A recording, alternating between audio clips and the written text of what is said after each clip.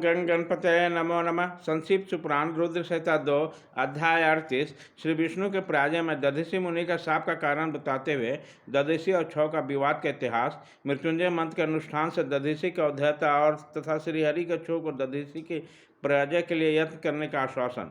सूर्य जी कहते हैं, महर्षियों, अमित बुद्धिमान ब्रह्मा जी की कही हुई कथा सुनकर द्विश्रेष्ठ नारद विस्मय में पड़ गए। उन्होंने प्रसन्नतापूर्वक प्रश्न किया।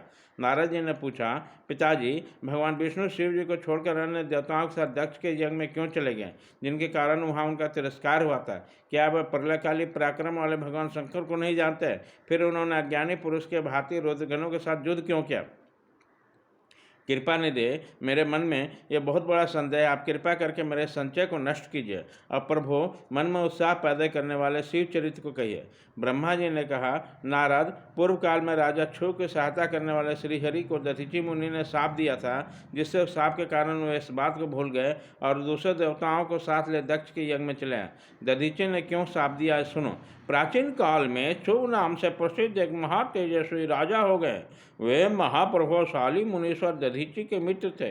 दीर्घ काल की तपस्या के प्रसंग में शिव और दधीचि के विवाद में आरंभ हो गया, जो तीनों लोकों में महान अनर्थकारी के रूप में विख्यात हुआ। उस विवाद में वेद के विद्वान श्री भक्त दधीचि कहते हैं कि शूद्र, वैश्य और क्षत्रिय, ये तीनों वर्णों से ब्राह्मण ही श्रेष्ठ नहीं, इसमें संचय नहीं है। महामुनि दधीचि की यह बात सुनकर धन वैभव का मत से मोहित होकर राजा शिव ने इस प्रकार प्रतिपाद किया।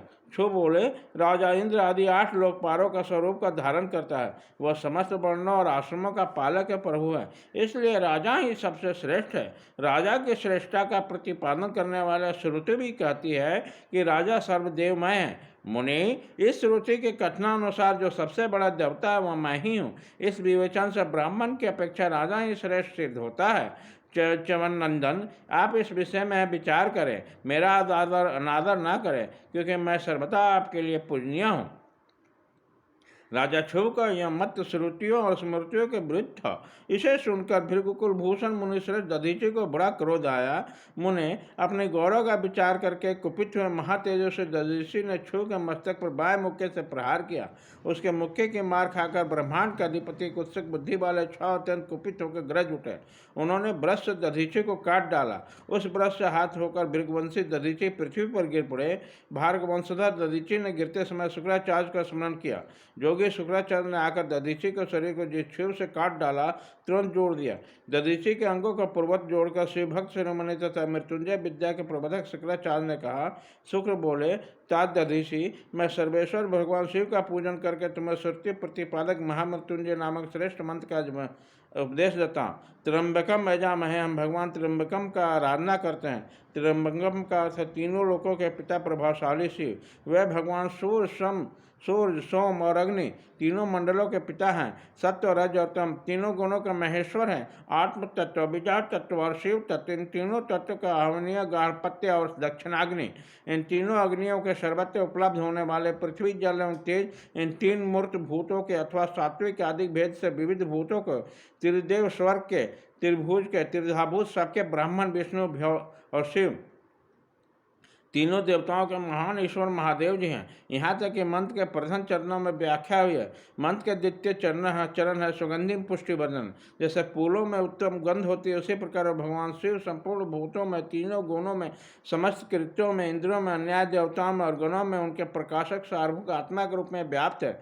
अतः सुगंधित तन संपूर्ण देवताओं के ईश्वर है। यहाँ तक कि सुगंधित पद की व्याख्या हुई है। आप पुष्टिवर्धनम की व्याख्या करते हैं। उत्तम व्रत का पालन करने वाले द्विश्रेष्ठ महामुनि नारद, उन अंतर्जामी परम पुरुष शिव से प्रकृति का पोषण होता है। महातत्व से लेकर विशेष पर्यंत संपूर्ण विकल्पों की पुष्टि होती है तथा मुझ ब्रह्मा का, विष्णु का, मुनियों का और इंद्र से देवताओं का भी पोषण होता है। इसलिए पुष्टिवर्धन है। अब मंत्र के चौथे चरण की व्याख्या होती है। उन दोनों चरणों का स्वरूप यों है। उर्वरकमेव बंधनान मृत्यु मोक्ष मामृतात्, अथा प्रभु जैसे खरबूजा पक जाने पर लता बंधन से छूट जाता है, उसी तरह मृत्यु रूपी बंधन से मुक्त हो जाने पर अमृत पद मोह से पृथक न हो। वे रुद्रदेव अमृत स्वरूप हैं। जो पुण्य क्रम से, तपस्या से, स्वाध्याय से, योग से अथवा ध्यान से उनकी आराधना करता है, उसे नूतन जीवन प्राप्त होता है। इस सत्य के प्रभाव से भगवान शिव स्वयं अपने भक्त को मृत्यु के सूक्ष्म बंधन से मुक्त कर देते हैं, क्योंकि भगवान ही बंधन और मोक्ष देने वाले हैं। ठीक और उसी प्रकार जैसे उर्वरक तथा कपड़ी का पौधा अपने फल को स्वयं लता के बंधन में बांधे रखता है और पक जाने पर स्वयं उसे बंधन से मुक्त कर देता है। यह मेरे संजीवनी मंत्र है, जो मेरे मंत्र से सर्वोत्तम है। तुम प्रेमपूर्वक नियम से भगवान शिव का स्मरण करते हुए इस मंत्र का जप करो। जप और हवन के पश्चात इससे संबंधित हुए जल को दिन और रात पियो और शिव विग्रह के समीप बैठकर उन्हीं का ध्यान करते रहो। इनसे कहीं भी मृत्यु का भय नहीं होता। न्यास आदि सब कार्य करके विधिवत भगवान शिव की पूजा करो। यह सब करके शांत भाव से बैठकर भक्त वत्सल शंकर का ध्यान करना चाहिए। मैं भगवान शिव का ध्यान बता रहा हूँ, जिसके अनुसार यह चिंतन करके मंत्र जप करना चाहिए। इस तरह निरंतर जप करने से बुद्धिमान पुरुष भगवान शिव के प्रभाव से इस मंत्र को सिद्ध कर लेता है। मृत्युंजय का ध्यान। हस्ताभोज युग गुहस्थ कुंभला गला दुधित त्वयं शिर चिंतन कर योग दधंतं स्वांगे कुंभको करे अक्षंग मृग हस्त ममु जगतं मूर्गस्थं चंद्र स्तोत्रम पियासु तनु भजे चर गिरिंज त्रिक्षं च मृत्युंजम। जो अपने कर कमलों में रखे हुए 2 कलशों के जल निकाल के उनसे ऊपर 2 हाथों द्वारा मस्तक को सिंचे हैं, अन्य 2 हाथों में 2 घड़े लिए उनकी गोद में रखे हुए हैं तथा शेष 2 हाथों में रुद्राक्ष और मुर्दा धारण किए हुए हैं, कमल के आसन पर बैठे हैं, सिर पर स्थित चंद्रमा से निरंतर झरते हुए अमृत से सारा शरीर भींगा हुआ तथा जो 3 नेत्र धारण करते हैं, उन भगवान मृत्युंजय का, जिनके साथ गिरजा नंदिनी उमा भी विराजमान है, मैं भजन चिंतन करता हूँ। ब्रह्मा जी कहते हैं, तात मुनिश्रेष्ठ, दधीचि को इस प्रकार उपदेश देकर शंकराचार्य भगवान शंकर का स्मरण करते हुए स्थान को लौट गए। उसकी यह बात सुनकर महामुनि दधीचि बड़े प्रेम से शिव जी का स्मरण करते हुए तपस्या के लिए वन में गए। वहां जाकर उन्होंने विधिपूर्वक महामृत्युंजय मंत्र का जप और प्रेम पूर्वक भगवान शिव का चिंतन करते हुए तपस्या आरंभ की। दीर्घ काल तक उस मंत्र के जप और तपस्या द्वारा भगवान शंकर की आराधना करके दधीचि ने भगवान मृत्युंजय शिव को संतुष्ट किया।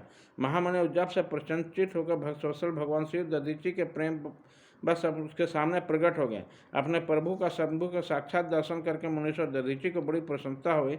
उन्होंने विधिपूर्वक प्रणाम करके दोनों हाथ जोड़कर भक्ति भाव से शंकर का स्तमन किया। तात मुनि तदंतर मुनि के प्रेम से प्रसन्न शिव ने च्यवन कुमार दधीचि से कहा, तुम वर मांगो। भगवान शिव का वचन सुनकर भक्त शिरोमणि दधीचि दोनों हाथों से जोड़कर नतमस्तक होकर भक्त वत्सल शंकर से बोले।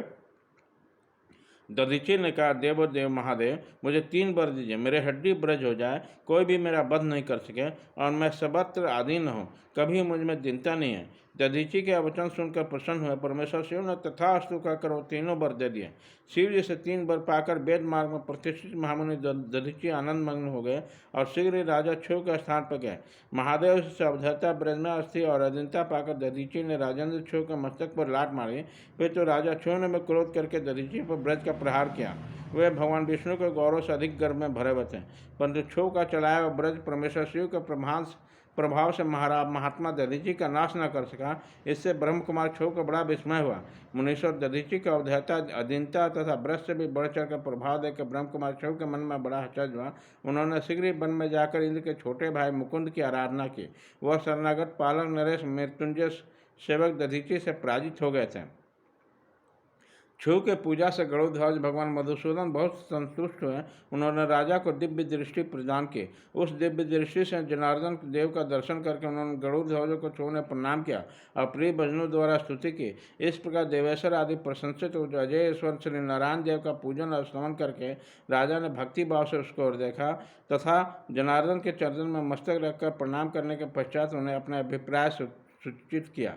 राजन बोले, भगवान दधीचि नाम से प्रसिद्ध एक ब्राह्मण है जो धर्म के ज्ञाता है। उसके हृदय में विनय भाव है। वो पहले मेरे मित्र थे। इन दोनों रोग सुख से रहित होकर मृत्युंजय महादेव की आराधना करके उन्हीं के कल्याणकारी शिव के प्रभाव से समस्त अस्त्रों द्वारा सदा के लिए अवबद्ध हो गया। एक दिन महातपस्वी दधीचि ने भरी सभा में आकर बाएं पैर से मेरे मस्तक पर बड़े वेग से अवहेलनापूर्वक प्रहार किया। बड़े गर्व से बोला, मैं किसी से नहीं डरता। हरे एवं मृत्युंजय से उत्तम वर पाकर अनुपम गर्व से भर गए। ब्रह्मा जी कहते नारद, महात्मा दधीचि का अवधूता का समाचार जानकर श्रीहरि ने महादेव जी का अतुलित प्रभाव का स्मरण किया। फिर वो ब्रह्मपुत्र राजा क्षुब्ध से बोले, राजन, ब्राह्मणों को कहीं थोड़ा सा भी भय नहीं है। भूपति, विशेषतः रुद्र भक्तों के लिए तो भय नाम के कोई वस्तु नहीं है। यदि मैं तुम्हारी ओर से कुछ करूं तो ब्राह्मण दधीचि को दुख होगा और मुझ जैसे देवता के लिए भी श्राप का कारण बन जाएगा। राजेंद्र, दधीचि के साप से दक्ष के यज्ञ में सुरेश्वर शिव से मेरी पराजय होगी और फिर मेरा उत्थान भी होगा। महाराज, इसलिए मैं तुम्हारे साथ कुछ करना नहीं चाहता। मैं अकेला ही तुम्हारे लिए दधीचि को जीतने का प्रयत्न करूंगा। भगवान विष्णु का सुनकर शिव बोले, बहुत अच्छा, ऐसा ही हो। ऐसा कहकर मैं उस कार्य के लिए मन ही मन उत्सुक होकर प्रसन्नतापूर्वक वहीं ठहर गए। अध्याय 38 खत्म।